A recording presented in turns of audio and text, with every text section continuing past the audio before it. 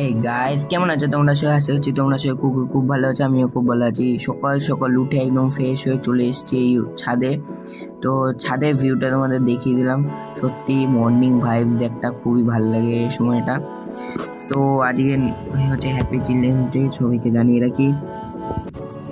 তো যদিও আমিও একটা চিলড্রেন্স, তাতেও সবাইকেই বলছি।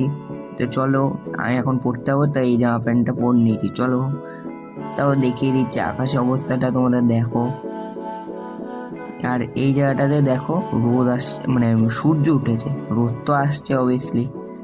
এখানে পাউরুটি, ঠেকুয়া, বোঁদে আর কলা দিয়েছিল মা খেতে। সত্যি তার সঙ্গে চাটাও ছিল, চাটা শ্যুট করিনি আমি। তো এখানে দিদি সন্ধ্যেবেলা কফি বানিয়েছিল আর বাউলি চল।